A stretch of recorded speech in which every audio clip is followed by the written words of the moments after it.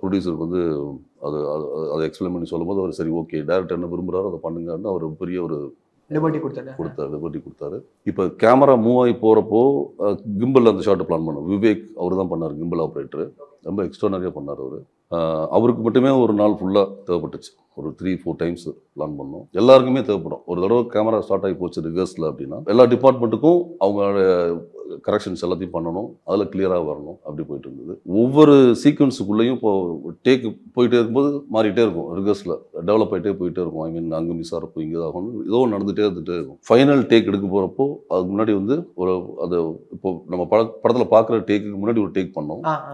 அந்த டேக்கில் வந்து டேரக்டர் நினச்ச ஃபீல் வரல, சில இடங்களில் மிஸ் ஆச்சு. டேரக்டர் வந்து டிஸ்டர்ப் ஆகிட்டார் ரொம்ப. அப்புறம் விக்ரம் சார், அப்புறம் எஸ்ஜே சார் எல்லாருமா சேர்ந்து அவர்கிட்ட வந்து பேசி இல்லை விடுங்க இப்போ பார்த்துக்கலாம் அப்படின்ட்டு டேரக்டரோட நான் வந்து சொல்லிட்டேன், நீங்கள் வாங்க அப்படின்ட்டு. நான் என்ன பண்ணிட்டேன், டேரக்டருக்கு அப்புறம் தான் சொன்னேன். கேமராவுக்கு பின்னாடி நான் வந்துட்டு அந்த ஆக்ஷன்ஸ் நடந்துட்டு இருக்கு இல்லைங்களா, அதுக்கு பின்னாடி ஃபுல்லாக நான் போய் அவங்கள எல்லாத்தையும் அடுத்ததுக்கு மூவ் பண்ணி கிளியர் பண்ணிட்டே இருப்பேன். ஓகே நான் உள்ள ஃப்ரேம்குள்ள அங்கே இருந்துகிட்டே இருக்கேன் நான்.